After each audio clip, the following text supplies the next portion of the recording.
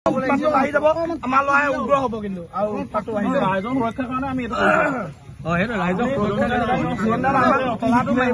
আপোনালোকে যদি তেল চুৰ এটা গেটত তলা মাৰিব নিদিয়ে কেনেকে হ'ব আমিতো তলা মাৰিম ইমান ডাঙৰ ডাঙৰ তলা মাৰিব দিয়ক বেলেগ কথা একো নাই আৰু বেলেগ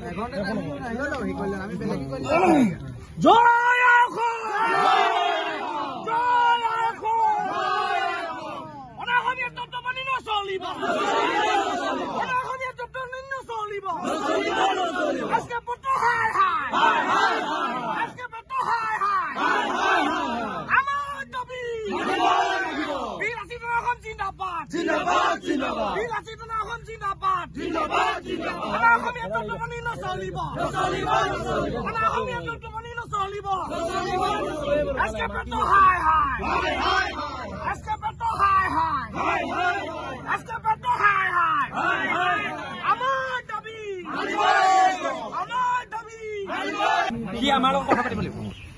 কথা পুনৰতে কথা পাতিব আমি বহিছো তাক গুৱাহাটীৰ পৰা ওলাব কওক আমি অহালৈকে মোক গুৱাহাটী গৈ থাকো নহয় ৰাস্তা ভাল হ'ল 6 ঘণ্টা লাগিব আমি বহি দিছো তাৰ যদি গাড়ী নাই যদি ৰ'ব তাৰ যদি গাড়ী নাই মুখন লৈ যাওক তেল ভৰাই দিম তাক লৈ আনক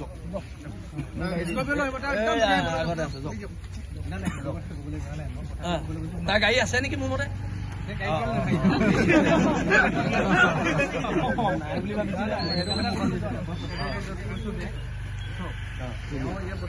আহক সি অহালৈকে আমি ইয়াত বহি থাকিব ত্ৰিপালখন পাই খানা ব্যৱস্থা কৰ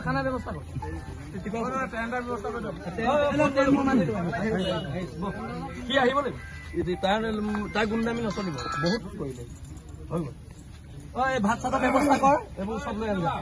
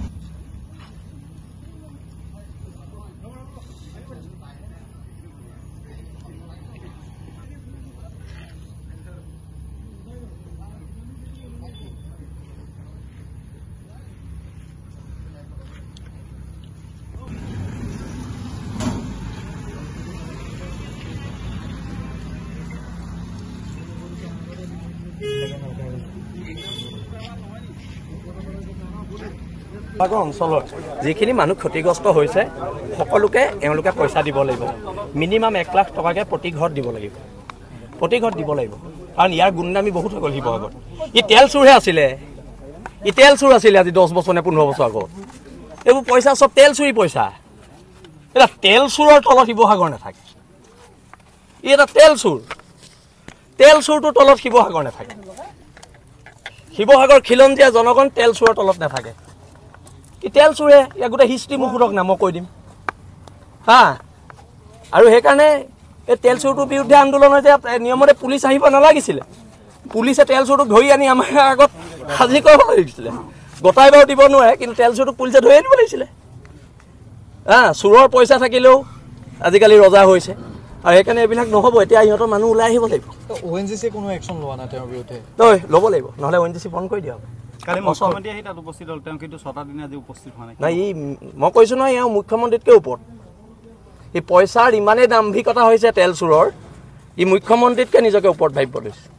আৰু ইয়াৰ বিৰুদ্ধে প্ৰতিবাদ হৈছে আৰু হৈ থাকিব আৰু চাওঁ এতিয়া যদি ইহঁতৰ কোনো কৰ্তৃপক্ষ ওলাই নাহে তেতিয়াহ'লে এইখন গেট বগাই পাৰ হ'বলৈ আমাৰ ল'ৰাক 10 মিনিট সময়ো নালাগে দেই গোটেই আৰক্ষী বিভাগৰ গোটেই মানুহখিনি খিলঞ্জীয়াৰ কাৰণে অসমীয়া মানুহ কাৰণে আমি সংঘাতত এতিয়ালৈকে লিপ্ত হ'ব বিচৰা নাই আৰু যদি এওঁলোকৰ মানুহ ওলাই নাহে তেতিয়াহ'লে এখন সংঘাত হ'ব আৰু আমাৰ ল'ৰা জেললৈ যাবলৈ সাজু আছে আমি সাজি আছোঁ এজন লোক মৃত্যু হৈছিলে সেইটোৱেতো কৈছোঁ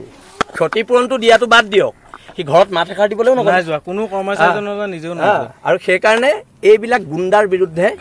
এইবিলাক তেল চোৰৰ বিৰুদ্ধে আন্দোলন চলি থাকিব